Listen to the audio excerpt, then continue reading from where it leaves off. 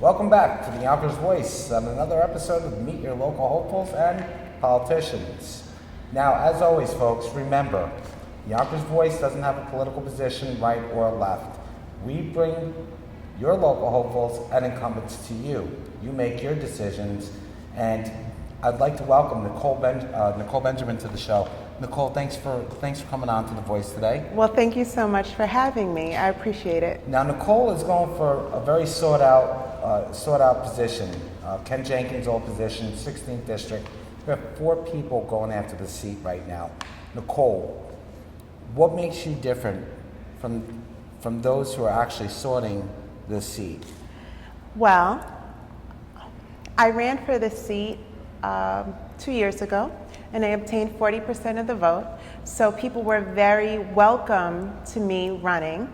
I felt like I ran a strong race, and I'm proud to say that I'm the only candidate who has publicly declared that I am putting people before politics. I have no allegiance to any particular party or elected official, and I will be sure to put people first. I'm an independent and fresh voice. I'm not a recycled politician of Yonkers, and I have a lot to offer professionally, my civic work, and educationally. So you have a background in social work per your website. You ran for office once before. Yes. You had 40% of the vote. Yes. How did that feel when you found out you had 40? You were almost there. Well, it's fine. I work hard, and I'm not averse to hard work. I continue to knock on doors and learn more about the district. So each time I run, I feel that I'm getting closer to the goal. And you're here now. What's going to make you different than the other 3 candidates running? Right. So as I mentioned, one of the other candidates is a newly minted Democrat. So voters should take that into consideration as to their motivation for switching parties. The other candidate is a longtime politician who may need to defend her record as to when she was the chair of the party, what did she actually accomplish for the people in the district. And the other candidate, this is a career move for him because he just got reelected for his seat. So if he's truly for the people, he should be completing his term as city councilman for that office. Prior to going on camera, Nicole, you and I talked about your educational background. Yes.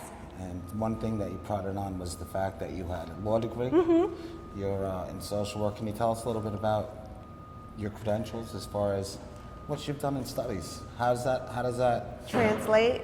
Okay. So a big portion, over $600 million of our budget for the county is allocated to social services.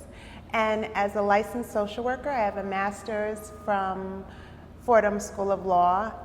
So I have worked with a myriad of populations. So to be able to deal with the social issues that the county faces, senior issues, children and families, preventive issues, foster care, homelessness, mental health, from a professional standpoint. I've worked with the most difficult of populations, and also when I was in law school, I worked particularly with the elderly. I was a court evaluator and continue to be. I'm a certified court evaluator and guardian for Supreme Court. So elderly people or people who are deemed mentally incapacitated by the city or the state, I go in and I do a report for the judge and help them maintain safety in the community. You're elected. Let's assume, yes. Let's assume you're an elected official. Your first day is, you start tomorrow. What's your priorities? What's the first thing you do? Well, there's so much to tackle within the county, but as I knock on doors, I hear that people struggle with daycare. I know that when my daughter was small, daycare was unwieldy, and luckily I had parents who could help with some of the expenses of daycare.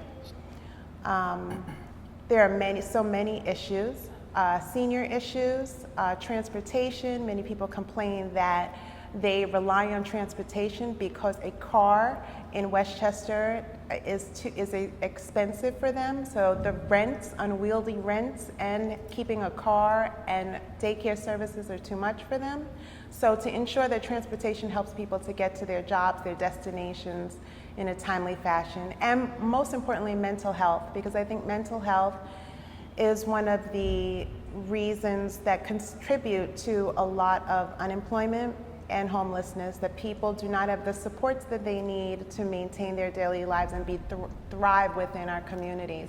One thing I do have to say before you move on is that the county has recently put in legislation called the Thriving Families Resolution. And Thriving Families is to look at each legislation, motorcycles, to look at each legislation that comes before me with an eye that is towards ensuring that families thrive in Westchester in all aspects. So it's a wraparound, comprehensive look at families, medical, mental health, aftercare, schools, seniors, children, hunger, food insecurity. So the recent legislation that the county is putting forth looks holistically at families, and I would like to do the same once elected. Sounds like a big job you're kind of cut out there for yourself. If you had to judge, taking a step back and looking at it now, what do you feel that your predecessor or your would-be predecessor failed at doing? What did he neglect? What would you do differently? Well, no one wants to say anything negative about their predecessor. But I would like to say that many people do still complain about the cuts that were made during his tenure as county legislator with regard to daycare. So that, although daycare services are increasing, Legislator Marcotte recently put out legislation saying that some of the subsidies are increasing. It's not enough. So I would like to work towards that. Now you live in Yonkers now? Yes, I do. And how would you judge crime in Yonkers? Is it up? Is it down? What would you tell me about crime? Well, according to the statistics, they're saying that crime is down in Yonkers, but gang activity has increased. So, what would you do as far as education is concerned? well, as you know, education is not the purview of a county legislator. It's city council and the state. So I would work with the city council person and the state to ensure that after-school programs are put in place so that families can thrive on a holistic level in Yonkers. Nicole, I'm going to bring it to a conclusion. I'm going to kind of close up. And before I do, if somebody wants to learn more about Nicole Benjamin, where do they go? Okay, well, thank you for asking that and giving me an opportunity to spread my message. They can go to my website, NicoleForYonkers.com, NicoleFor Yonkers.com, and I always brag that my daughter made my website, so please give compliments to my daughter. Also, you can donate on my website, $5, $10. It goes a long way and is appreciated. No amount is too small. I'm also having a party at the Elks Lodge on Thursday, August 24th at 6 o'clock with DJ Superior from 6 to 11. So come and eat and dance with me. I would appreciate that. And I'm asking for your vote on September 12th. Please come out September 12th and vote for Nicole Benjamin for Westchester County Legislator for the 16th District. And I want to thank everybody for joining us again for another episode. And Nicole, I can't thank you enough for coming on the show. And thank you. I can't thank you enough. I wish you a lot of luck. Okay. It's going to be a big race. The 16th district has been a very big deal. A lot of people after it, and I wish everybody good luck. But Nicole, again, thank you. Thank you so much for having me. Okay. And I'll see you soon. And we'll see you soon, guys. Thanks for joining us.